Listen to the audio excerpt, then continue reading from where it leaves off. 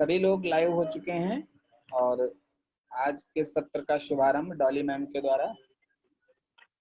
जी sir, नमस्कार, सभी को प्रणाम। नमस्कार, मैं हूं डॉली भसीन और आप सभी का स्वागत है ऋषिकुल योगपीठ के लाइव पेज पर। जैसा कि आप जानते हैं, कोरोना जैसी वैश्विक बीमारी के चलते हम अपने स्वास्थ्य का ध्यान कैसे रख सकते हैं, योग द्वारा या फिर डाइट के द्वारा, कैसे अपनी इम्यूनिटी को बढ़ाएं, उसके लिए ऋषिकुल योगपीठ नेशनल वेबिनार 30 का आयोजन, जो कि हमारे अध्यक्ष डॉक्टर DN शुक्ला जी द्वारा ऑनलाइन माध्यम द्वारा चलाया जा रहा है, जिसका आज 18वां सत्र है। और हम उसी से रिलेटेड आज हमारे साथ डॉक्टर जगदीश जोशी जी, जो कि इंदौर मध्य प्रदेश से हमारे साथ जुड़े हैं। दर्शकों, हम आपसे एक ही रिक्वेस्ट करना चाहेंगे, ज्यादा से ज्यादा लोग इससे आप शेयर करें हमारे फेसबुक पेज को, ताकि जो ये मुहिम चलाई जा रही है स्वस्थ रखने की, स्वस्थ रहने की, अपने को, समाज को, परिवार को, उससे ज्यादा से ज्यादा लोग लाभान्वित हो सके। तो चलिए अब हम ईश्वर की वंदना पहले कर लेते हैं। दोनों हाथों को नमस्कार मुद्रा में, आंखें बंद कर लेंगे, कमर, गर्दन, पीठ बिल्कुल सीधी। 3 बार ओम का ध्यान करेंगे। सांस भरते समय ओ बोलेंगे और सांस छोड़ते समय म। ॐ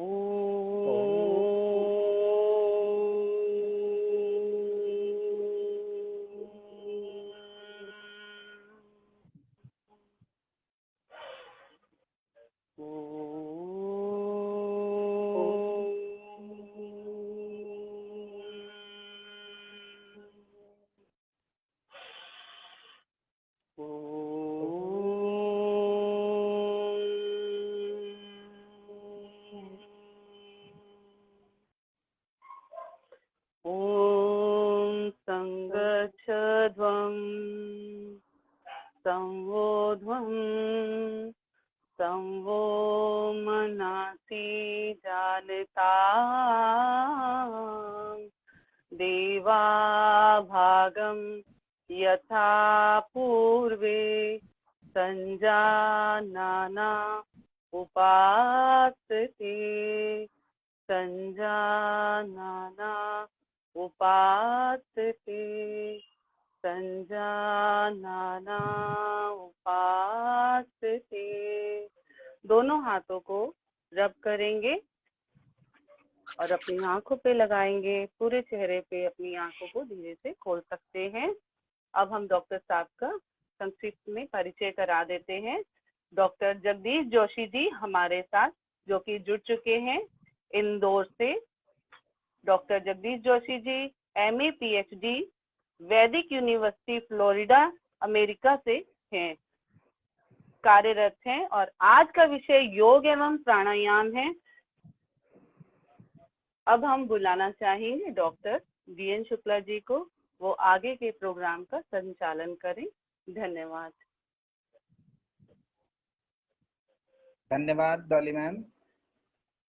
और यहाँ पर उपस्थित सभी भाइयों व बहनों को मेरा नमन, नंदन व अभिनंदन व मुख्य अतिथि जी का सुस्वागतम व अभिनंदन।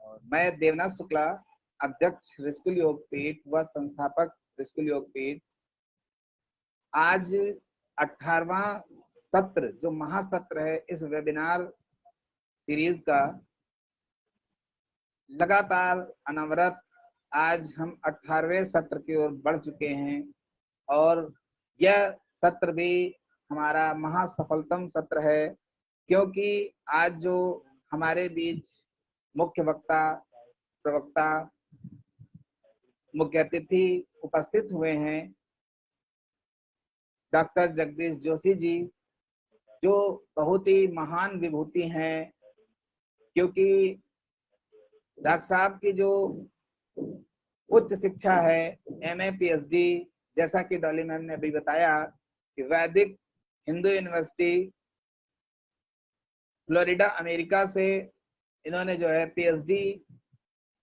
करके अपना ऐसा अनुभव अर्जित किया है, ऐसा ज्ञान अर्जित किया है, जिसके बल पर डॉक्टर साहब खुद में एक लेखक भी हैं, बुक राइटर भी हैं, और लगातार वो समाज सेवा में लगे रहते हैं। लगातार उनका ये प्रयास रहता है कि हम कैसे किन किन क्षेत्रों में समाज की सेवा हम कर सकें, जिसमें वो एक योगी पुरुष होते हुए रहते हुए योग वाले विषय पर, प्राकृतिक चिकित्सा वाले विषय पर भी रिसर्च करते रहते हैं और निरंतर उस पर अध्ययन करते हुए आज जो है योग और प्राकृतिक चिकित्सा का अनुभव परोस रहे हैं।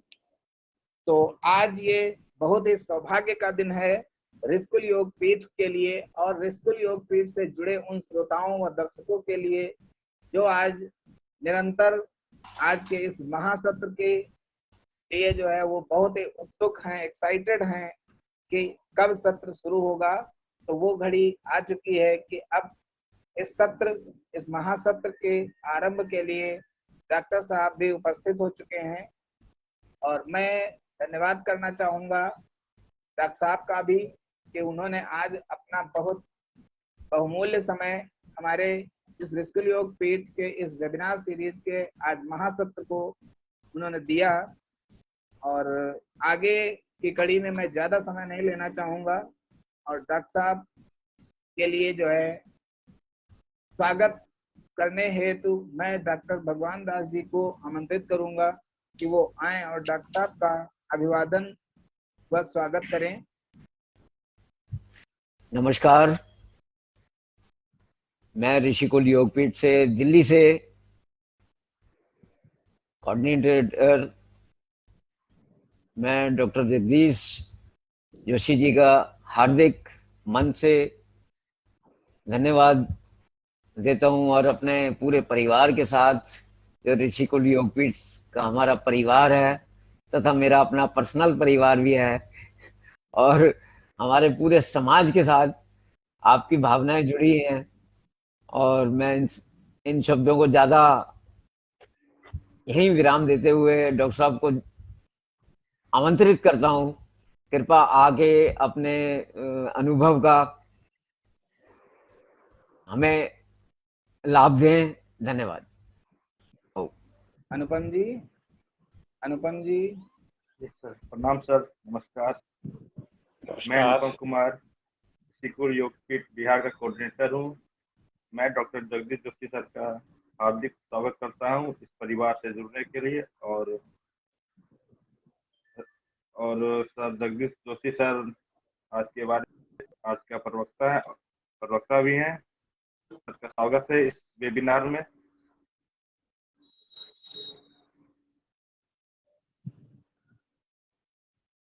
हाँ जी, नमस्कार आप सभी को। मैं नमन करता हूँ बिहार की धरती को और दिल्ली से बुला रहे डॉक्टर साहब को। बाकी के नाम मुझे मालूम नहीं है और मैं सभी को नमन करता हूँ। और क्योंकि बिहार योग की भूमि रही है, बिहार में जो मुंगेर है पूरे विश्व में जाना जाता है, जिसने कि पूरे विश्व को योग सिखाया। तो मैं उस धरती को नमन करता हूँ कि जहाँ से महान महान व्यक्ति निकले। और मैं भी उन पुस्तकों के माध्यम से और अनेक प्रकार से योग को सीखता रहा हूँ और अभी भी सीख रहा हूँ। मेरा एक व्यक्तिगत अनुभव रहा है कि योग के साथ साथ यदि हम यम नियमों का पालन करें, अपनी आहारचर्या को व्यवस्थित रखें, तो निश्चित तौर पर हम स्वस्थ हो जाते हैं। पर आमतौर पर ये देखा गया है कि एक आम साधक क्या करता है, खूब योग करता है, प्राणायाम करता है, ध्यान करता है, ध्यान लगता नहीं, जबरदस्ती कर लेता है। कई लोग ध्यान को महत्व ही नहीं देते हैं। पर मेरा व्यक्तिगत तौर पर मानना है कि योग को हम यदि समग्र रूप में अपनाते हैं, जैसे उसके यम नियम, आसन, प्राणायाम, धारणा, ध्यान, समाधि तो बहुत दूर की बात हो जाती है, यदि हम इनका पालन करते हैं तो निश्चित तौर पर रिजल्ट मिलते हैं। और यदि हम उनको सही दिशा के अनुसार करें, सही प्रशिक्षक के निर्देशन में करें, तो हमको निश्चित लाभ होता है। तो हम लोग पिछले 30 साल से मैं और मेरी धर्मपत्नी इस क्षेत्र में कार्य कर रहे हैं और एक मेरा YouTube चैनल है लाइफस्टाइल एक्सपर्ट 125। इसके साथ ही मैं गूगल पर मेरे आर्टिकल्स आते हैं लाइफस्टाइल एक्सपर्ट 125। इसके माध्यम से मैंने जो 30 साल में सीखा है वो सब समाज को बांटने का प्रयास करता हूँ। तो मेरा व्यक्तिगत तौर पर यह कहना है कि यदि हम अपनी आहारचर्या को भी व्यवस्थित रखते हैं तो निश्चित तौर पर हमको बहुत लाभ मिलता है। यदि आपका मंच मुझे अनुमति दे तो मैं जीवन शैली और इसके ऊपर बोलूं, है ना, क्योंकि योग के तो आपके पास एक से एक महान वक्ता आए होंगे, है ना। तो मैं चाहता हूं कि हम जीवन शैली और आहार और अपने शरीर की क्षमता बढ़ाने में योग किस प्रकार से योगदान देता है, हम उसके ऊपर से बात कर लेते हैं। बहुत अच्छे तो सर परमिशन है? बिल्कुल बिल्कुल जी। हाँ जी। तो हम लोग देखते हैं कि हमारी जो जीवनचर्या है आज के समय में बहुत बदल सी गई है। आपके आने के पहले मेरी एक बालिका से बात हुई, वो बोली कि सर मेरा मोटापा बहुत बढ़ रहा है। तो मैंने बोला क्या बात है बेटा, तुम्हारा मोटापा बढ़ रहा है, तुम खाना खाते हो, पानी पीना कम कर दो। तो बोले सर मेरे घर पे बहुत मिर्ची वाली सब्जी बनती है। अब वो मिर्ची वाली सब्जी भी खाती है और पानी बहुत सारा पी लेती है, अब बताइए मोटापा कैसे कम होगा। ऐसा ही एक केस मेरे पास और आया था, एक बंदा, उसके ब्रेन में ऑक्सीजन नहीं गई। अब वो क्या हो गया, पैरालाइज हो गया फिजिकली, पूरा ब्रेन बिल्कुल काम नहीं करता है। अब मुझे बोला कि जोशी जी इसका वजन कम कर दो। अब उसकी पत्नी बेचारी उसका टॉयलेट भी साफ करे, बाथरूम भी साफ करे, वो व्यक्ति इस लायक भी नहीं, आप सोच सकते हैं। पर जब मुझे बात मालूम पड़ी, मैंने पूरा उससे डिटेल लिया। मैंने कहा भाई साहब ये मैडम बताइए खाना किस तरीके से खाते हैं। बोले सर ये खाना तो बहुत आराम से खाते हैं। आप आश्चर्य करेंगे, मैंने एक बात कही उनसे, काम कहा कि आप इनको सिर्फ 2 टाइम खाना दीजिए और ये जो चबा के खाते खाने दीजिए। आप आश्चर्य करेंगे 4 महीने के बाद उसका वजन कम से कम 20 किलो कम। सिर्फ चबाने की आदत।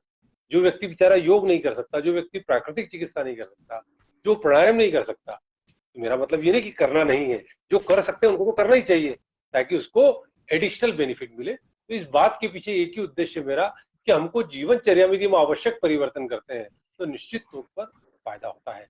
ऐसा ही एक महिला का केस था, वो योगाचार्य है, वो योग सिखाती हैं, घर में 10-12 लोग हैं, सबका खाना बनाती हैं, घर में गायें भी हैं, खूब मेहनत करती हैं, दौड़ भी लगाती हैं, पर उनका वजन कम होता ही नहीं। जब मैंने उनसे जानकारी प्राप्त की तो मैंने कहा खाना कितनी देर में खाते हैं? बोले सर 5 मिनट में। और मैंने कहा आपको गुस्सा आता है? बोले सर गुस्सा तो बहुत आता है। आप आश्चर्य करेंगे, मैंने उनको बोला योग का आप ध्यान करें और अपने खाने की आदत को सुधारें। आप आश्चर्य करेंगे उस बहन जी का वजन 4 महीने के अंदर 15 से लेकर 20 किलो कम। तो ये बात बताती है कि हम अपनी जीवनचर्या में किस तरीके से जीवनचर्या जीते हैं। आपने देखा होगा कि कई लोग पानी को बहुत जल्दी जल्दी पीते हैं। अब आप बताइए, जैसे मैं पानी पी रहा हूँ, मैं बहुत जल्दी जल्दी गिलास को खाली कर दूंगा और यह क्या कर सकता हूँ, एक घुट पानी पिया, उतारा, तो क्या हुआ, जो लार है मुंह में बहुत सारी लार मिल जाएगी। अब आपको जान के आश्चर्य होगा कि पानी को अल्कलाइन करने वाली एक मशीन आती है जिसकी कीमत है 3.5 लाख। संपन्न लोग उसको खरीद रहे हैं, क्यों? अरे बोले अल्कलाइन वाटर मिल रहा है। अरे जब आपके मुंह में फैक्ट्री है अल्कलाइन वाटर की तो आपको मशीन खरीदने की क्या जरूरत है। पर दुर्भाग्य का विषय क्या है कि सब लोग रेडीमेड चीजें चाहते हैं, जीवनचर्या को सुधारना नहीं चाहते हैं। तो यदि हम पानी को आराम से धीरे धीरे कुल्ला करके पिए तो आप निश्चित मानिए कि आपका पानी अल्कलाइन होता जाएगा और बिना श्रम के आप दुबले हो जाएंगे। और यदि आप योग कर रहे हैं तो सोने में सुहागा, क्योंकि यदि आप योग करते हैं तो आपका सिस्टम इंटरनली मजबूत होगा, आपकी मसल्स मजबूत होगी, आपके सिस्टम की कैपेसिटी बढ़ेगी। और दूसरी बात, यदि आप प्राणायाम कर रहे हैं तो आपकी लंग्स की कैपेसिटी डेफिनेटली बढ़ना है, क्योंकि आमतौर पर आप भी जानते हैं, सब योग से जुड़े हुए विद्वान लोग यहाँ बैठे हुए हैं, आप भी जानते हैं कि लंग्स की कैपेसिटी आदमी उपयोगी नहीं करता है। तो उसके लिए हम लोग क्या कराते हैं, ब्रीदिंग एक्सरसाइजेस कराते हैं, प्राणायाम कराते हैं, तो उससे भी बहुत ज्यादा फर्क पड़ता है। तो जब आपकी लंग्स की कैपेसिटी बढ़ती है तो आपका मेटाबॉलिज्म फास्ट होता है। और प्राय देखा गया है कि लोग इसका भी ध्यान नहीं रखते हैं। क्या करते हैं, अपना बेडरूम पूरा पैक रखते हैं ठंड के मौसम में। आप देखते हैं जैसे बिहार, यूपी, दिल्ली, यहाँ बहुत ठंड पड़ती है, तो लोग क्या करते हैं, कमरा पूरा पैक कर लेते हैं। अब एसी तो 2 महीने चलता है या कूलर तो 2 महीने चलता है, बाकी कमरा पैक होता है। फिर क्या होता है, उस कमरे में जितने भी सदस्य सो रहे हैं, आधे घंटे के अंदर ऑक्सीजन खत्म, एक दूसरे की कार्बन डाइऑक्साइड लेते हैं। तो हम इसके साथ ये चीज भी जोड़ते हैं कि आपका जो रूम है, बेडरूम, खास करके बेडरूम, जहाँ हमारे जीवन का सर्वाधिक समय बीतता है, आप उसको हवादार रखें तो उसके भी परिणाम बहुत अच्छे आते हैं। फिर इसके बाद हम बात करते हैं कि हमारा आहार कैसा हो। आपको जान के आश्चर्य होगा, हमारे मैक्सिमम लोगों का आहार एसिडिक होता है।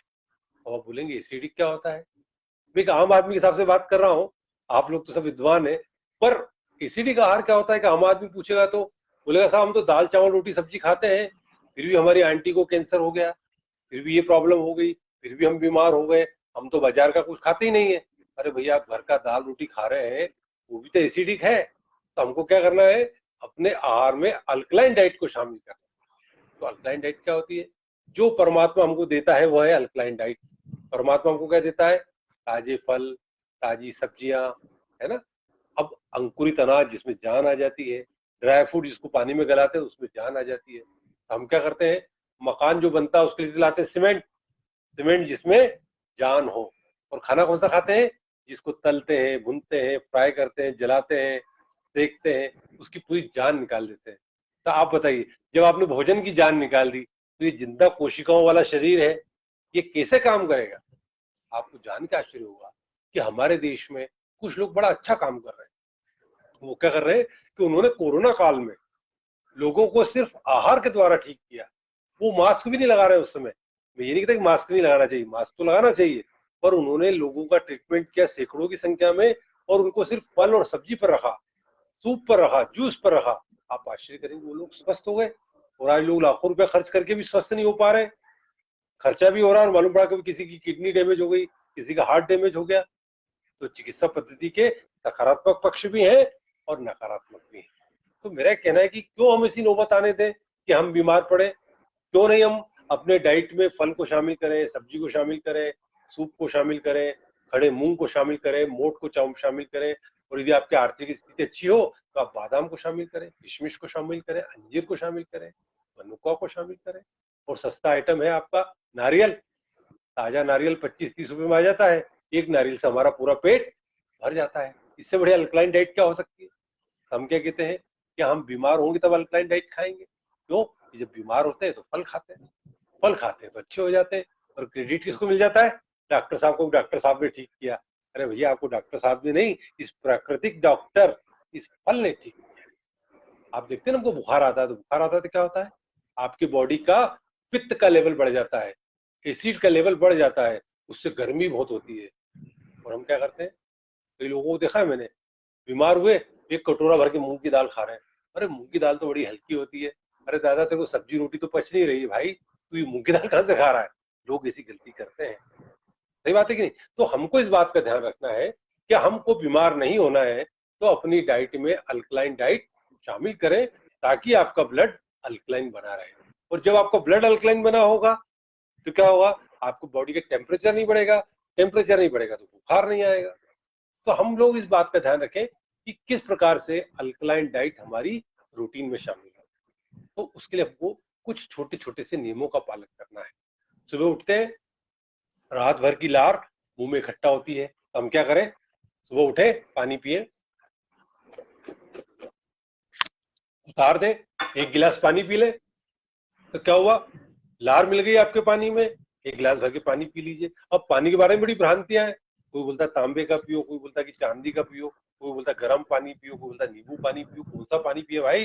कंफ्यूजन है बहुत ज्यादा, क्योंकि आजकल चिकित्सा विशेषज्ञ बहुत सारे हो गए। तो आदमी को ये जज नहीं होता कि वास्तविक कौन है, इसको माने कि उसको माने। चिकित्सा विशेषज्ञ तो सब है। तो उसके लिए एक प्रश्न है कि हमको पानी कैसे पीना है। यदि हमारी प्रकृति गर्म है तो हमको चांदी के बर्तन का पानी पीना है, या चाहे तो मटके का पानी पी सकते हैं। चांदी का बर्तन नहीं हो तो चांदी का कोई सिक्का डाल दीजिए। यदि आपकी कफ की प्रकृति तो आप गुनगुना पानी पी सकते हैं। चाहे तो आप सोंठ पाउडर डाल सकते हैं, वो पानी पी सकते हैं। अदरक का रस डाल सकते हैं, गर्म पानी पी सकते हैं। जिसकी वायु की प्रकृति वो सामान्य पानी या गुनगुना पानी पी ले। और आजकल देखा है कि आंख बंद करके सब लोग गर्म पानी पीने चले जाते हैं। डॉक्टर ने बोला है, क्या बोला? जापानी डॉक्टर ने, लोग के नाम डाल देते हैं, जापानी डॉक्टर, चाइनीज डॉक्टर, उनने बोला है पानी पियो सब बीमारी दूर। अरे ऐसा कोई जादू होता है क्या? अरे भैया आप खा कैसे रहे हो, पी कैसे रहे हो, सो कैसे रहे हो, व्यायाम योग कर रहे हो कि नहीं कर रहे हो, क्या पानी सबको ठीक कर देगा? पर बड़े बड़े और झूठे दावे किए जाते हैं, तो आदमी उसके भ्रम जाल में उलझ जाता है और वो क्या करता है? पानी, गर्म पानी पीना चालू कर देता है, और उसकी वजह से बहुत सारी प्रॉब्लम होती है। मेरे पास कई चिकित्सा विशेषज्ञ आते हैं, सर हमको तो एसिडिटी फिर भी हम गर्म पानी पीते हैं। अरे भैया जब आपका हाथ जल गया है तो आप गर्म पानी डालोगे कि ठंडा डालोगे? ठंडा डालेंगे। पर एसिडिटी है तो गर्म पानी पिए जा रहे हैं। एसिडिटी की प्रकृति क्या है? जलन जलन जलन, सीने में जलन, आंखों में तूफान सा क्यों है कि नहीं? तो एसिडिटी मतलब क्या? जलन जलन। और जलन पे और आग डाल दो, और मिर्ची डाल दो, और एसिडिक भोजन कर लो, और गोली खाओ, एसिडिटी को कंट्रोल कर दो। तो लोग कर यही रहे हैं। तो मेरा आपसे आग्रह है कि हम अपने पानी के सिस्टम को सबसे पहले सुधारें। उसके बाद बात आती है कि सुबह कौन सा पेय पिए, तो वह पेय पीना है जो हमारे शरीर की सफाई करे। आपने देखा होगा सुबह उठते हैं तो आंखों में गीड़ रहता है, नाक में कफ रहता है ना, और दांतों में भी गंदगी रहती है, जुबान में भी गंदगी रहती है।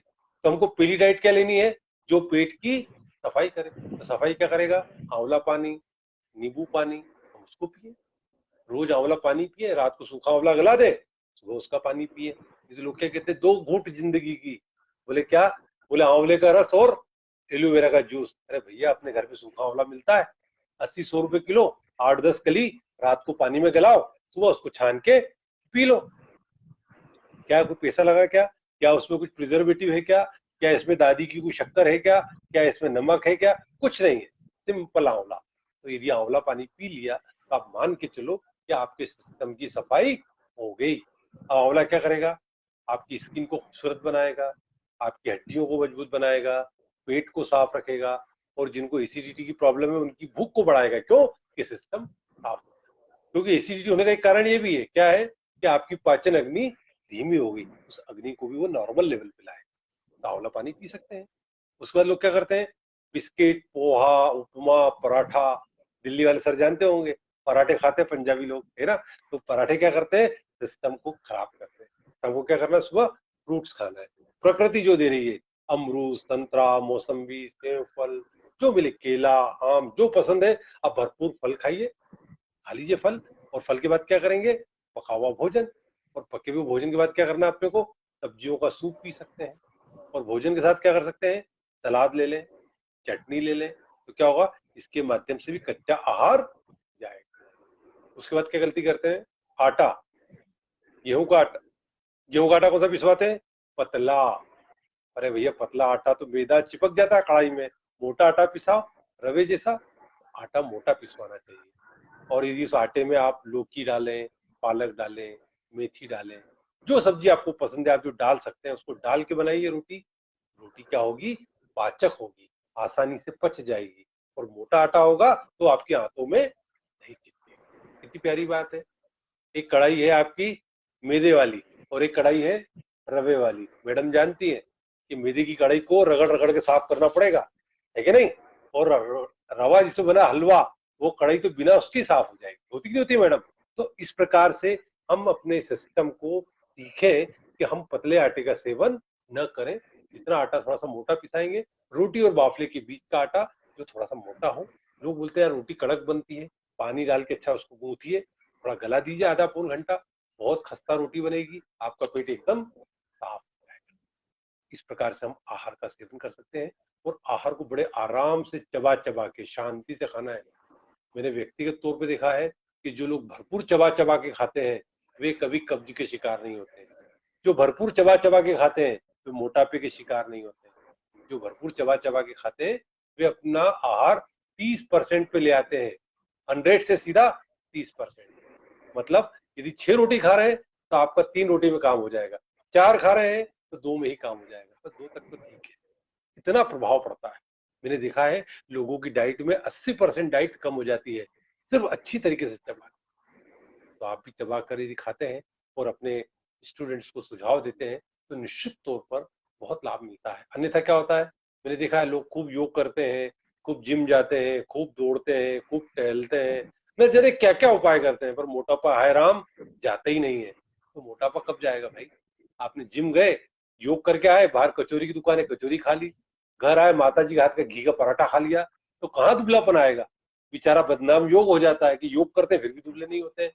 पत्नी कहती कि कितना योग कर रहे हो तुम, पर फिर भी मोटे के मोटे, फिर भी तुमको ये तकलीफ। तो तकलीफ का कारण क्या है कि हमारी आहारचर्या सही नहीं है। तो हमको इस बात का ध्यान रखना है, भोजन को भरपूर चबा चबा कर करना है। और भोजन के 1 घंटा पहले पानी पी लो, भोजन के 1 घंटा बाद पी लो। भोजन के साथ ज्यादा पानी नहीं पीना है। लोग क्या करते हैं, भोजन के साथ ही बहुत सारा पानी पी लेते हैं। तो ये आदत सुधर जाएगी तो मोटापा कम हो जाएगा। और क्या गलती करते हैं, चावल में नमक, रोटी में नमक, छाछ में नमक, सलाद में नमक, और ऊपर से वो नमक डाल लेते हैं।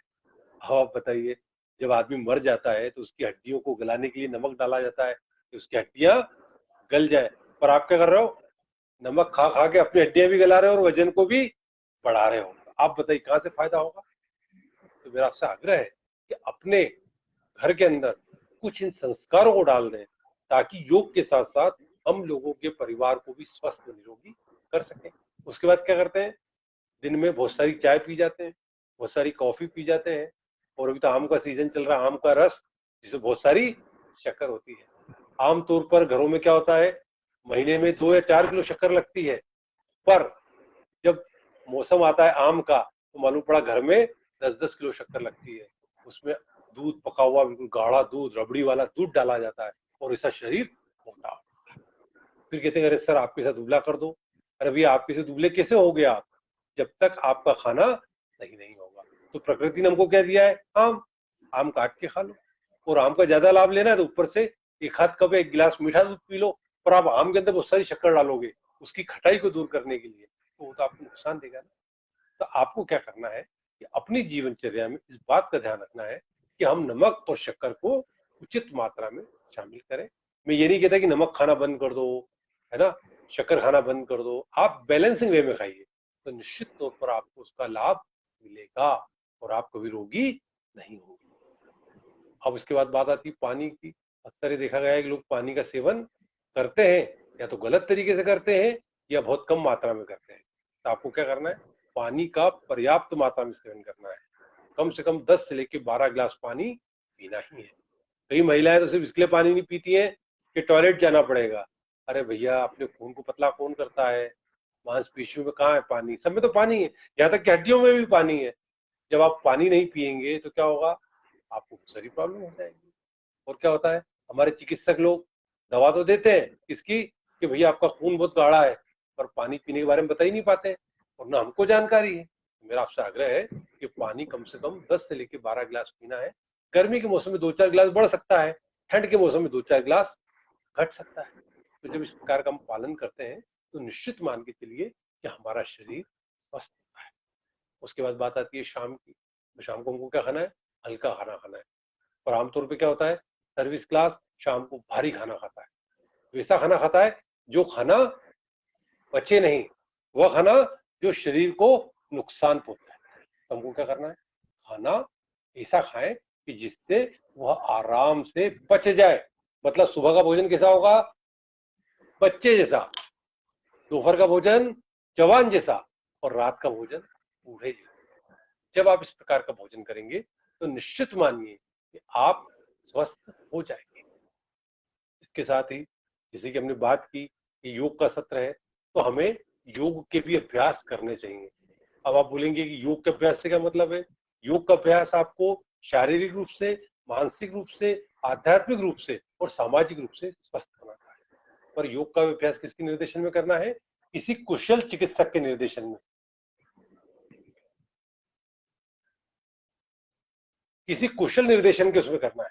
तो क्या करेंगे आप, रेगुलरली जब भी कोई अभ्यास करें, मैंने प्राय देखा है, मैं किसी की आलोचना नहीं करता हूँ, मैं किसी की बुराई नहीं कर रहा हूँ, पर मेरा एक निवेदन है कि योगाभ्यास ऐसा हो जिसमें शरीर और मन मिल जाए, ना उसमें बहुत ज्यादा स्ट्रेचिंग हो, ना बहुत ज्यादा उसमें इस तरह की परेशानी हो कि जिससे कि हम अभ्यास को ढंग से नहीं कर पाए, ठीक है नहीं। तो हमको क्या करना है, नियमित तौर पर योगाभ्यास करना है।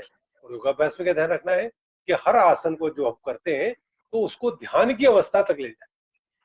जैसे मैंने किया, ताड़ासन किया, तो मैं उसमें कुछ देर ठहरूं, ताकि उससे क्या होगा, यदि मैं उसमें ठहर पाया तो क्या होगा, मुझे उसका लाभ मिलेगा। पर मैंने आसन किया और तुरंत आ गया, मैं उसमें ठहरा ही नहीं, मैंने उसके लाभ ही नहीं लिए। तो मुझे क्या करना है कि अपने को आसन में कुछ देर स्थिर रहना है। जब हम आसन में स्थिर रहेंगे तो हमको उसका लाभ मिलेगा। मैंने देखा मैक्सिमम लोग आसन को व्यायाम के तरीके से कराते हैं, कराया फिर आगे बढ़ गए, कराया फिर आगे बढ़ गए। मतलब वो व्यक्ति न तो उस आसन का अनुभव कर पाता है और न ही उस आसन की स्थिति में रहकर अपने आप को अंतर ध्यान कर पाता है। वो देख नहीं पाता कि मैंने ताड़ासन किया है तो मेरा उसका बॉडी पे क्या असर हुआ है, मेरी रीढ़ की हड्डी पर कहाँ खिंचाव आया है।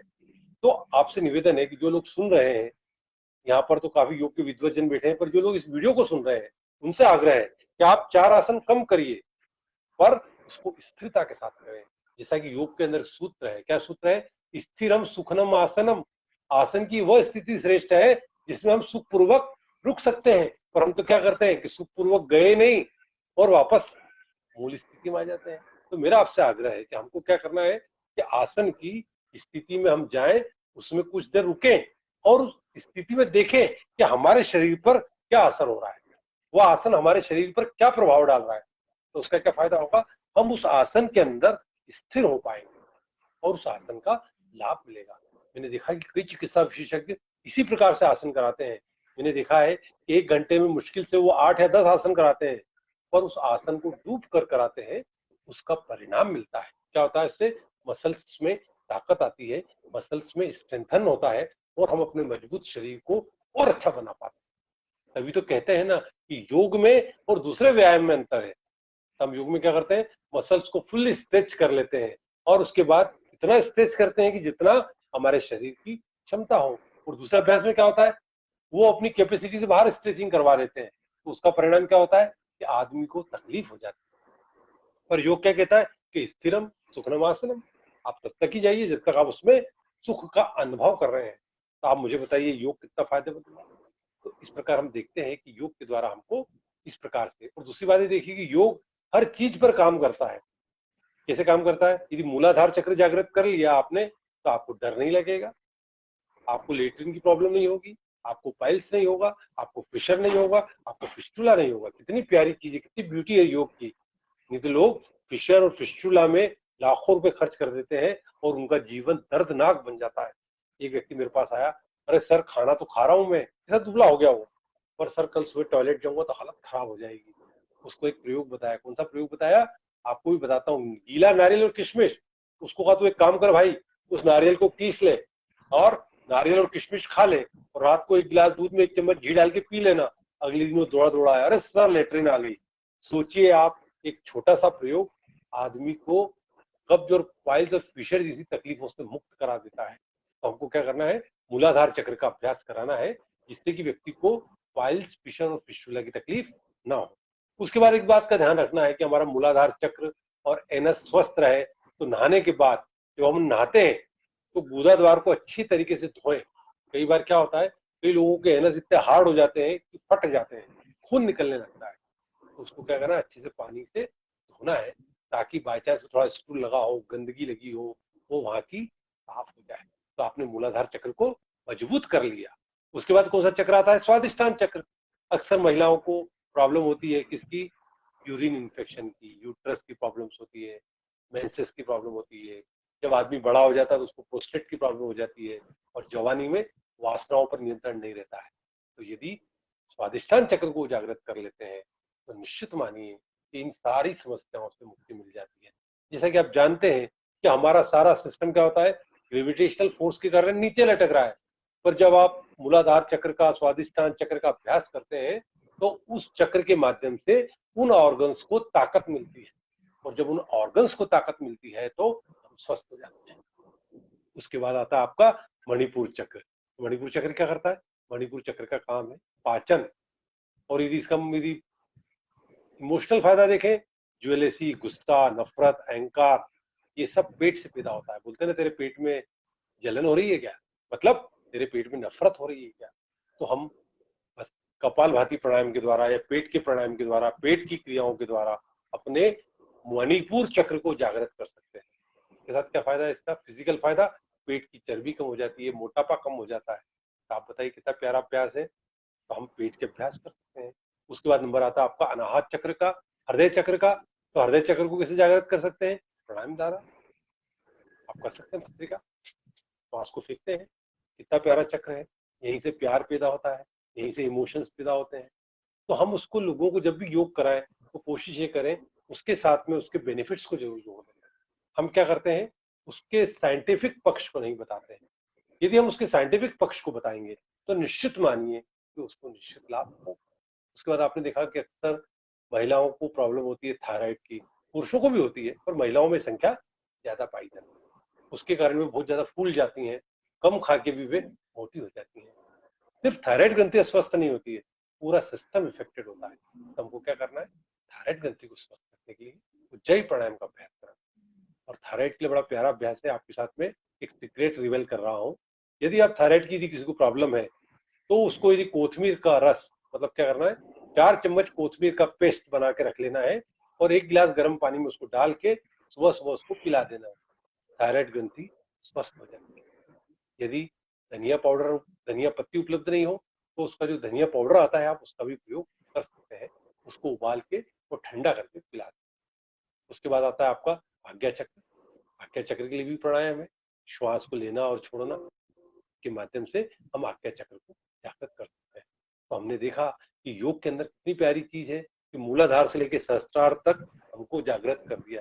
फिर बची हुई चीज क्या हुई, डाइजेशन के लिए आपके वज्रासन है, मंडूकासन है, पाद हस्तासन है, पवन मुक्तासन है, बहुत सारे आसन है। और लंग्स को मजबूत बनाने के लिए ब्रीदिंग एक्सरसाइजेस है, प्राणायाम है। और यदि हम अपने लंग्स को और मजबूत करना चाहते हैं तो अपने आहार में किशमिश और अंगूर का सेवन करें। उससे क्या होगा, आपके लंग्स हो जाएंगे। तो इस प्रकार हम देखते हैं कि योग के विभिन्न अभ्यास हमारे जीवन में बहुत लाभ देते हैं। और वे लाभ तभी देते हैं जब हमारी आहारचर्या व्यवस्थित हो, हमारी जीवनचर्या व्यवस्थित हो।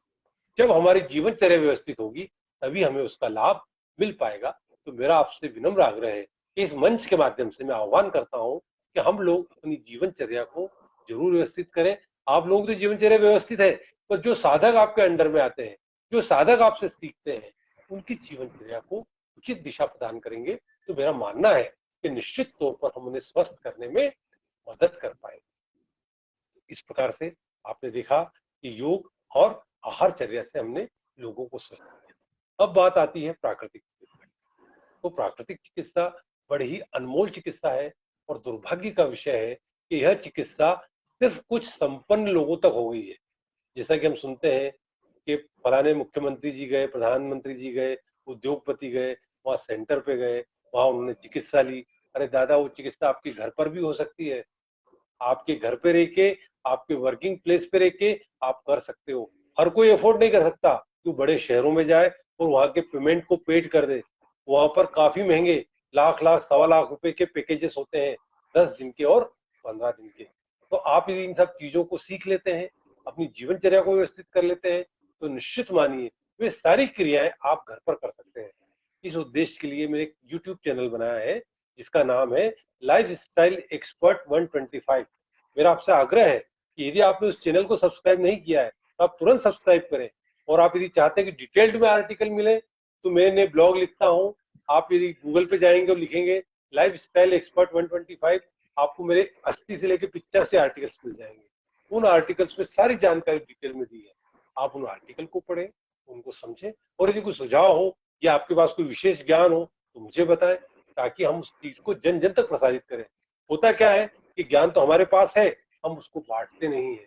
दादाजी का ज्ञान दादाजी के साथ चला गया, परदादाजी का उनके साथ चला गया, पर यदि हम बांटेंगे तो जन जन का उससे निश्चित फायदा होगा। तो बात करते हैं प्राकृतिक चिकित्सा की।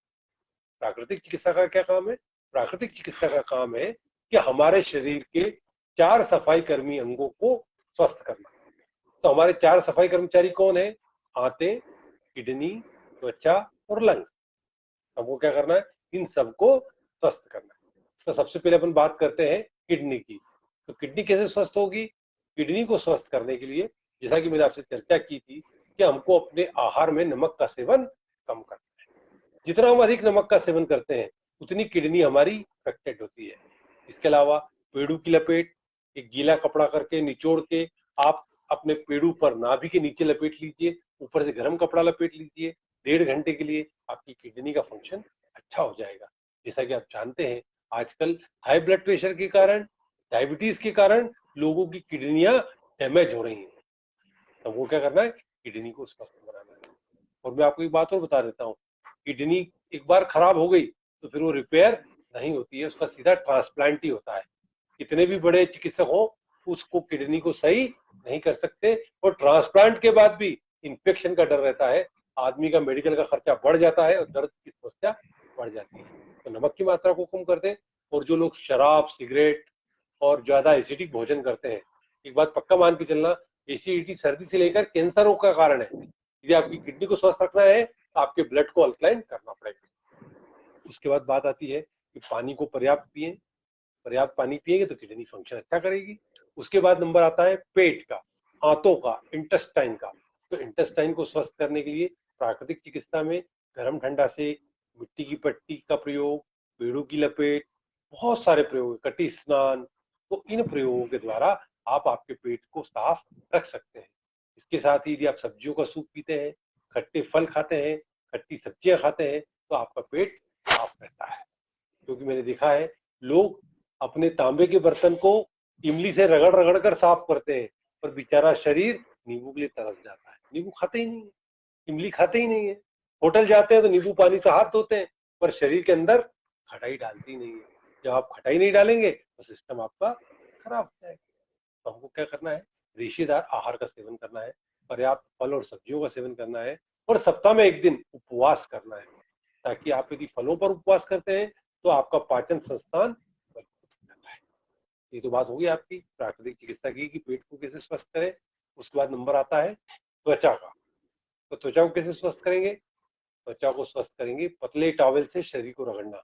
मैंने YouTube चैनल पर एक वीडियो बनाया है, 100% ऊर्जावान कैसे बने। हमारे पुराने जमाने में क्या था, लोग पतले टॉवेल से शरीर को रगड़ते थे, पर ये संपन्नता आ गई ना, ये बीमारी ले आई है। कौन सी बीमारी? मोटा टॉवेल, टर्किश टॉवेल। हम पैसे वाले हैं, पतला टॉवेल तो गरीब वापरते हैं। हमने उसके अंदर भी दो मत बना दिए, गरीब मतलब पतला टॉवेल, अमीर मतलब टर्किश टॉवेल, गद्देदार, सुंदर, रंग बिरंगा। अरे वो रंग बिरंगा टॉवेल आपके शरीर को कबाड़ा कर रहा है। क्यों? कि वह धूप में सूख नहीं पा रहा है, उसमें फंगल इन्फेक्शन हो रहे हैं, वो आपके शरीर को खराब कर रहा है। तो दादा पतला टॉवेल वापरो, पतले टॉवेल से शरीर को रगड़ो। आपने देखा होगा पुराने जमाने में कुआं होता था, उस कुएं के अंदर एक नाली बन जाती थी, काय से? रस्सी से। हमारे पुराने लोग कहावत कहते थे कि पत्थर के ऊपर रस्सी को रगड़ो तो निशान बन जाते हैं। तो आप यदि मेहनत करेंगे, पतले टॉवेल से रगड़ेंगे, तो आपके शरीर की चर्बी कम होगी, ब्लड सर्कुलेशन अच्छा होगा, और आपके रोम छिद्र खुल जाएंगे, आप स्वस्थ हो जाएंगे और ऊर्जा से भर जाएंगे। तो क्या क्या हो गया? आंतें, किडनी, त्वचा और लंग्स। तो लंग्स के लिए भी क्या करते हैं हम? योग के अंदर अलग अलग एक्सरसाइज करते हैं, ब्रीदिंग एक्सरसाइजेस करते हैं, जिनको प्राणिक क्रियाएं कहते हैं। हमने यूट्यूब में काफी प्रकार की ब्रीदिंग एक्सरसाइजेस दी हुई हैं, जिनको आप देख सकते हैं। इसके साथ ही छाती की लपेट प्रयोग होता है प्राकृतिक चिकित्सा में, और उस लपेट के माध्यम से आपको लाभ मिलता है। प्राकृतिक चिकित्सा बड़ी ब्यूटीफुल चिकित्सा है। इसकी खासियत है गर्मी में ठंडे प्रयोग और ठंड में गर्म प्रयोग। ये माँ जैसी है। तो जब आपको लगता है एज यू व्हेन रिक्वायर्ड, जब आपकी रिक्वायरमेंट जैसी है वैसे आप इन प्रयोगों को कर सकते हैं। और मेरा मानना है मात्र 500 रुपए, इतने में, मात्र 500 रुपए में हम अपने परिवार के अंदर एक चिकित्सा केंद्र बना सकते हैं। समझदारी के साथ यदि प्रयोग करें तो घर में एक एनीमा सेट, गर्म पानी की थैली और कुछ कपड़े, हो गई चिकित्सा पूरी। आपका घर प्राकृतिक चिकित्सा का केंद्र बन गया, और आप अपने घर के लोगों को, परिवार के लोगों को चलते फिरते स्वस्थ कर सकते हैं। आपके साथ एक बात शेयर करता हूँ, सुनने में हंसी वाली जरूर लगेगी पर बहुत ही वैल्यूएबल है। मैंने एक वीडियो डाला अपने यूट्यूब पर कि पैरों की लपेट। अभी क्या हो रहा है कि कोरोना काल में लोगों के पैरों में बहुत दर्द हो रहा है। मेरे दर्द में, दिल में दर्द हुआ, मेरे लोग कोरोना काल में परेशान है, ऐसा वीडियो बनाया जिससे पैरों का दर्द चला जाए। तो मैंने कहा मैंने प्रयोग डाला, अपन भी कर डालते हैं। आपको जान के आश्चर्य होगा, जब मैंने वो प्रयोग किया, पट्टी क्या करा, कॉटन की पट्टी को गीला किया और निचोड़ा, और मेरे पिंडली में टखने तक, टखने से लेके घुटने के नीचे तक लपेट लिया, और जब 1.5 घंटे के बाद उस पट्टी को खोला मैंने, आप आश्चर्य करेंगे उस पट्टी में से काला काला पानी निकला, और कम से कम 100-150 बाल निकले। तो जो मेरी पिंडलियों पे अनावश्यक बाल थे, महिलाएं जाती है उसके लिए कि चलो यार अपने पैरों के बाल निकलवा ले, न जाने क्या क्या करवाती है, उस पट्टी ने बाल निकाल दिए। और उसके बाद मेरी जो पिंडली है ना, वो इतनी खूबसूरत हो गई, जैसे कोई पहलवान होता है ना, किसी टाइट पिंडली होती है जिसमें कोई लटकाव नहीं, कोई झटकाव नहीं, बिल्कुल टाइट पिंडली, ऐसा लगता है जैसे पहलवान की पिंडली हो। इतनी सुंदर पिंडली होगी बताइए, सिर्फ एक पट्टी ने। तो उस पट्टी को हम कर सकते हैं। उसका वीडियो यूट्यूब पर दिया है, लाइफ स्टाइल एक्सपर्ट 125 चैनल में आप जाएंगे तो आपको पट्टी मिल जाएगी। तो आप देखिए क्या क्या फायदा हुआ। वहां की त्वचा की गंदगी निकल गई, दर्द चला गया, सुडौल हो गई, बाल निकल गए, दर्द खत्म हो गया। आप बताओ एक पट्टी का ऐसा कोई प्रयोग है क्या दुनिया में? मैं सोचता हूँ कि दुनिया में इससे सरल प्रयोग दुनिया में हो नहीं सकता, जो घर के चिंदे और कपड़ों से आप अपने आप को सेहतमंद बना लें। और यदि इस प्रयोग को हम अपने हाथों पे कर लें, पेट पर कर लें, तो क्या वहां की चर्बी कम नहीं होगी? बैठे बैठे मोटापा कम हो जाएगा, घर की माता बहनें किचन में 2-2 3-3 घंटे देती हैं, वो पट्टी लपेट ले, अपने घर का काम निपटाए, कहीं जाने की जरूरत नहीं, पैसा एक नहीं लगेगा और शरीर उनका स्वस्थ हो जाएगा, वे सुंदर हो जाएंगी। मैं 58 साल का हूँ, क्या आपको ऊर्जा में कुछ कमी लगती है क्या? सुबह से काम कर रहा हूँ, तो आप भी ऊर्जावान हो सकते हैं, आप भी कभी बूढ़े नहीं होंगे। चलो इस बात पे बात आगे, एक चीज बता देता हूँ आपको, सदा जवान बनाए संजीवनी पे आप लोग नोट कर लीजिए। इस प्रयोग पे क्या करना है, 4 चम्मच गेहूं, 2 चम्मच मेथी दाना 24 घंटे के लिए पानी में गला दीजिए। अगले दिन उसको छान कर उसको उसमें चुटकी भर के सोंठ पाउडर, आधा नींबू और 2 चम्मच शहद मिला लें, पी लीजिए। फिर से पानी मिला दीजिए। इस प्रयोग को आप 3 बार रिपीट कर सकते हैं। और फिर क्या करना है, तीसरी बार गेहूं को जानवरों को डाल दीजिए। पर एक बात ध्यान रखें, जब गर्मी ज्यादा हो तो उस गिलास को फ्रिज में रख दें ताकि ज्यादा फर्मेंटेट ना हो, और रात को आप उसको बाहर रख के चलनी से ढक दीजिए, आप कभी बूढ़े नहीं होंगे। अब आप बताएंगे इस पेय में क्या है? इस पेय में विटामिन सी है, इस पेय में लिथिन है, और भी कई तत्व हैं जो आपको खूबसूरत बनाते हैं, जो आपको जवान बनाते हैं, जो आपको मोटापे से कम करते हैं। जो लोग खाने से परेशान है, इस पेय को पी लें, उनको दिन भर भूख नहीं लगेगी, सीधा 2-3 बजे भूख लगेगी, तो आपका नाश्ता भी स्किप हो गया और आपको एक प्राकृतिक आहार मिल गया। जैसा कि आप जानते हैं, गेहूं में विटामिन ई होता है। अब आप बताइए कि इन प्रयोगों को करके क्या हम स्वस्थ नहीं हो सकते, क्या हम निरोगी नहीं हो सकते? तो मेरा आपसे आग्रह है कि आपके इस मंच के माध्यम से आप इस तरीके के सेमिनार्स करें जिसके के अंदर हम लोगों को प्रशिक्षण दे सकें। आप उनको यूट्यूब चैनल के बारे में जानकारी दें कि भाई उस यूट्यूब चैनल पे जाओ, ये सीखो, क्योंकि मेरा एक विश्वास है कि आज मेरे पास जो ज्ञान है, जो एक सामान्य रहकर न रह जाए, ये घर घर तक पहुंच जाए। आप देखो, मैंने कई लोगों को देखा है कि वेरिकोज वेन की वजह से उनकी नसें फट जाती हैं और कई लोग मर जाते हैं। मेरे एक दो रिलेटिव्स को देखा जिनकी डेथ हो गई। क्यों हो गई? कि उनकी वेरिकोज वेन की नसें फटी, ध्यान नहीं रहा, दुकान पे पड़े, गिर गए, सारा ब्लड बह गया उनका 4-5 लीटर और उनकी डेथ हो गई। कई महिलाएं परेशान होती है, गोलियां खाती हैं, कई लोग नसें निकलवा लेते हैं, क्योंकि वेरिकोज वेन का दुनिया में कहीं इलाज नहीं है। पर जब ये पैरों की लपेट करेंगे तो निश्चित मानिए कि उनको लाभ मिलेगा। इसके साथ साथ यदि वे तितली आसन करती हैं तो यहाँ पर ब्लड सर्कुलेशन अच्छा होगा, तो उनको कभी भी वेरिकोज वेन की प्रॉब्लम नहीं होगी। तो मेरा आपसे इस मंच के माध्यम से निवेदन है कि आप इन प्रयोगों को करवाएं, लोगों को जन जन तक बताएं, ताकि उनका भला हो और वे बेचारे इसी बीमारी से मुक्त हो जाए। क्योंकि मैंने देखा है कि हमारे देश में लाखों लोग हार्ट अटैक से, डायबिटीज के साइड इफेक्ट से और भी कई बीमारियों से मर जाते हैं। तो यदि हमको लोगों को जीवन में नया जीवन दान देना है तो योग के साथ साथ उनको प्राकृतिक चिकित्सा, जीवन शैली, इसका भी प्रशिक्षण देना बहुत आवश्यक है। तभी जाकर वे स्वस्थ और निरोगी हो सकते हैं। अब मैं अपनी वाणी को यहाँ विराम दे रहा हूँ। आपका यदि कोई प्रश्न हो तो हम चर्चा कर लेते हैं।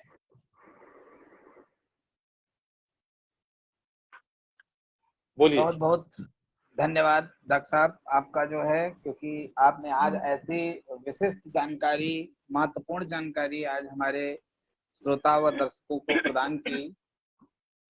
और कहीं न कहीं आप उस नगरी से बिलोंग करते हैं, इंदौर, जो मध्य प्रदेश में स्थित है, और शायद सभी लोग नहीं जानते होंगे या कुछ लोग जानते भी होंगे कि इंदौर एक ऐसी नगरी है जो स्वच्छता के लिए पूरे विश्व में प्रसिद्ध है। भारत का, हमारे हिंदुस्तान का एकमात्र शहर जो स्वच्छता के लिए पहचाना जाता है, उस नगरी से आज हमारे जो डॉक्टर साहब उपस्थित हैं, जिन्होंने इतना अच्छा आज अपना ज्ञान, अनुभव परोसा है, जिसके बल पर डॉक्टर साहब की जो एक इच्छा है कि हम इस मंच के द्वारा कहीं ना कहीं इस ऋषिकुल योग पीठ के द्वारा अगर प्रयास किया जाए तो हम निरंतर आने वाले समय में लोगों को बहुत नई से नई और अच्छी से अच्छी ऐसी जानकारी प्रदान कर सकते हैं, जिससे लोगों का स्वास्थ्य बहुत बेहतर रह सकता है, लोग स्वस्थ रह सकते हैं, आनंदित रह सकते हैं। तो ये आज का जो महासत्र है, बहुत ही सफलतम सत्र रहा, जो डॉक्टर साहब के द्वारा ऐसी ऐसी गूढ़ जानकारी प्रदान की गई, जिससे आज श्रोता व दर्शकों को बहुत ज्यादा लाभ प्राप्त होगा। और रही बात प्रश्नों की, तो प्रश्न इकट्ठे किए जा रहे हैं जिनको आने वाले समय में उनका एक साथ जवाब दिया जाएगा, क्योंकि लगातार हम लोग फेसबुक लाइव से जुड़ते हैं, जिससे प्रश्नों को हम प्रॉपर वे में जो है उनके उत्तर को नहीं हम लोग पहुंचा पाते हैं। तो कहीं ना कहीं इन क्वेश्चंस को हम लोग तैयार कर रहे हैं और उनके जवाब एक साथ दिए जाएंगे। और आज का जो ये सफलतम महासत्र रहा, इसके लिए हमारी ऋषिकुल योगपीठ की पूरी टीम के द्वारा, हमारे द्वारा और श्रोता व दर्शकों के द्वारा आपको बहुत बहुत आभार व धन्यवाद डॉक्टर साहब। और मैं आशा करता हूं कि आपका बहुत जल्द आगे भी मैं आपको सत्र के लिए इनवाइट करूंगा, आमंत्रित करूंगा। आपका जो एक स्वभाव है कि लोगों की सेवा करना और अपनी बात लोगों तक पहुंचाना, ये बहुत ही अति सुंदर वाक्य रहा आपका। तो इसके लिए मैं अपनी पूरी टीम की तरफ से आपको धन्यवाद करता हूं। और आगे के लिए जो मैं डॉली मैम को इनवाइट करूंगा कि वो आए, और विश्व योग दिवस का जो काउंटडाउन चल रहा है, जो लगातार नजदीक आता जा रहा है, अब मात्र आज से 3 दिन बचे हुए हैं, यानी जस्ट तीसरे दिन आज के बाद 21 जून 2021 को विश्व योग दिवस जो पूरे देश, पूरे विश्व के द्वारा एक समय में मनाया जाएगा। यह विश्व योग दिवस योग उत्सव है जो पूरे विश्व में जो है छोटे बड़े बूढ़े जवान सभी लोग उसको एक साथ मनाएंगे। तो उसके लिए जो कॉमन योगा प्रोटोकॉल है उस पर जो रोज लगातार इस समय चर्चा की जा रही है, तो मैं चाहता हूं कि डॉली मैम आए और उस चर्चा को जो है अपना बताएं और पूरा सभी लोगों को उसका लाभ मिल सके। डॉली मैम, धन्यवाद। Thank you Dev sir. जैसा कि दर्शकों आप सभी जानते हैं, 7वां अंतर्राष्ट्रीय योग दिवस 21 जून को है, और हम लगातार आपको भारत सरकार द्वारा, आयुष मंत्रालय द्वारा जो एक योगा प्रोटोकॉल तैयार किया गया है, उसकी जानकारी लगातार आपको देते चले जा रहे हैं। दर्शकों, हमारा आपसे यही अनुरोध है, पूछेंगे भी आप अपना कमेंट बॉक्स में, हम सीरीज वाइज बताएंगे कि हमने आपको कैसे क्या बताया है, ठीक है? तभी मजा भी आएगा कि ऐसा तो नहीं सिर्फ हम बोलते जा रहे हैं और आप सुन भी नहीं रहे हमारी बात, हमें पता भी चलना चाहिए कि आप कुछ कर भी रहे हैं।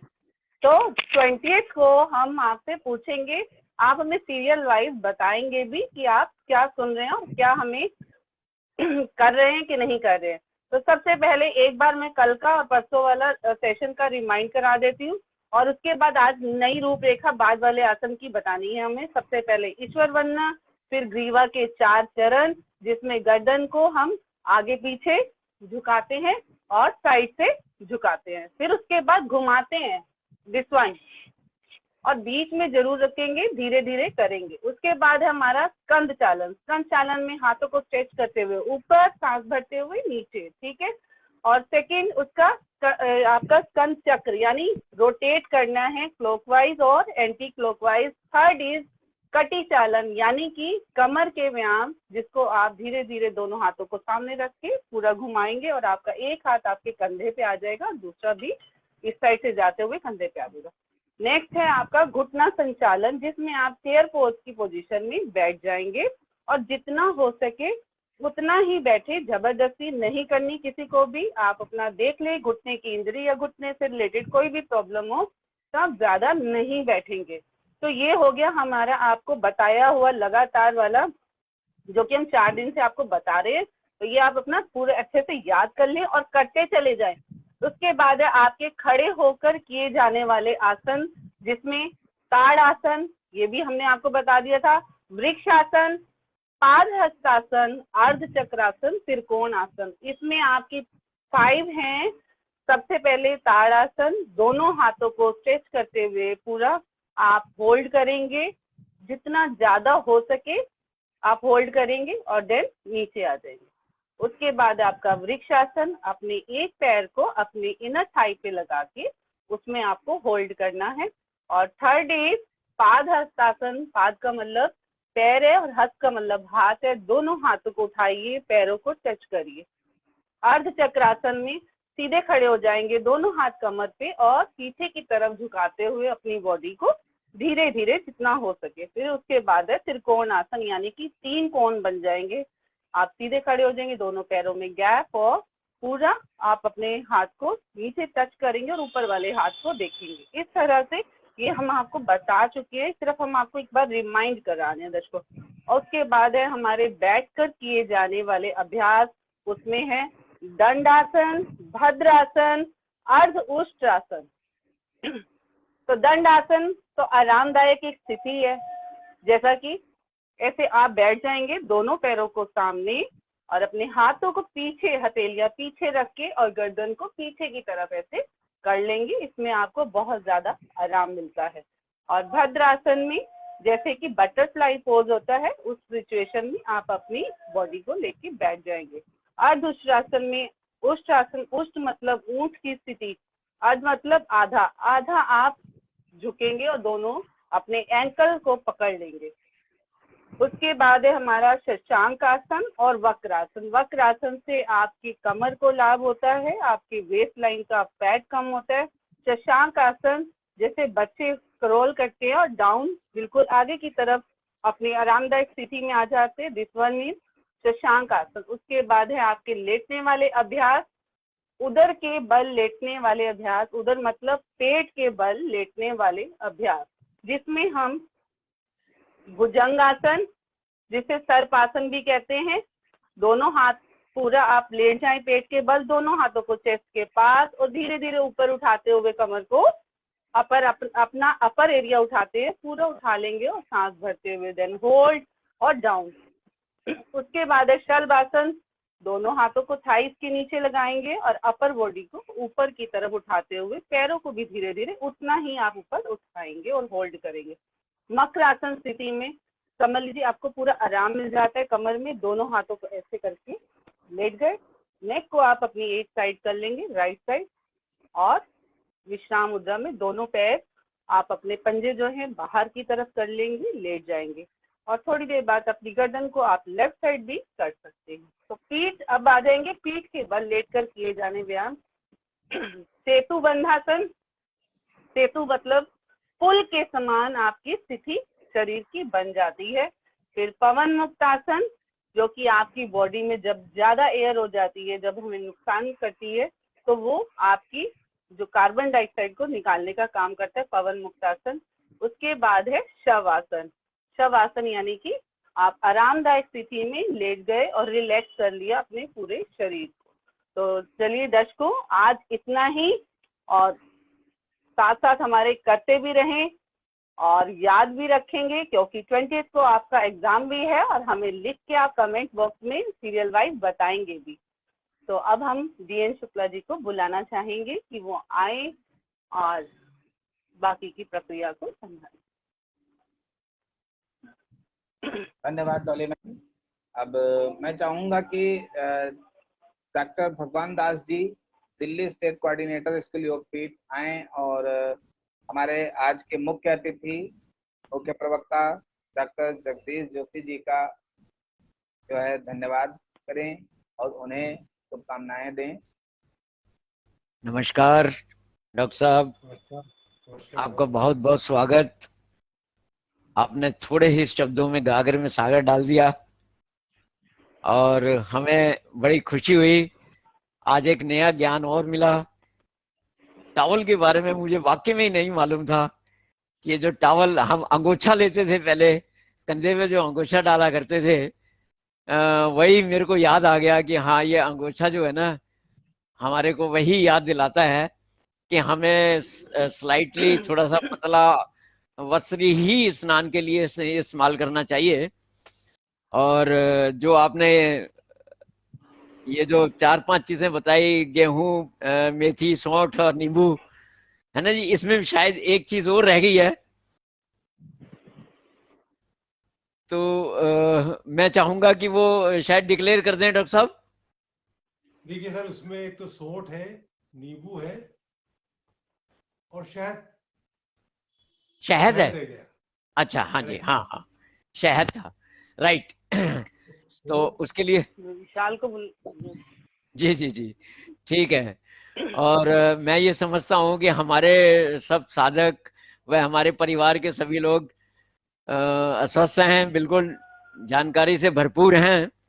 और इसके लिए मैं आपको हाथ जोड़ के विनती, विनम्र नमस्ते, धन्यवाद देता हूं। और आगे भविष्य में जरूर कभी मौका मिलेगा तो हम आपसे जरूर सेवा लेंगे। धन्यवाद। शांति पाठ कर लेते हैं हम। जी काली मैम जी शांति जी पाठ करा। जी सर, जी सर, आइज क्लोज कर लेंगे, दोनों हाथों को नमस्कार मुद्रा में जोड़ लें, कमर गर्दन पीठ सीधी। सर्वे भवन्तु सुखिनः, सर्वे सन्तु निरामया, सर्वे भद्राणि पश्यन्तु, मां कश्चित् मा दुःखभाग् भवेत्। कश्चित् दुःखभाग् भवेत्। ओम शांति शांति शांति शांति शांति। ओम। ओम। दोनों धन्यवाद। आंखें से खोल सकते। धन्यवाद डॉक्टर साहब, थैंक यू सो आप मच। सबको नमस्ते। कल इसी समय 4 बजे सब लोगों को पुनः आमंत्रित हैं। बड़ी खुशी के साथ 4 बजे सब लोग जुड़ सकते हैं। हम अगला सत्र नया इस विषय पर लेके आएंगे और आप सब लोग ध्यान से और प्यार से सुने, उसके लिए धन्यवाद। नमस्कार साहब। थैंक यू प्रणाम सर। प्रणाम।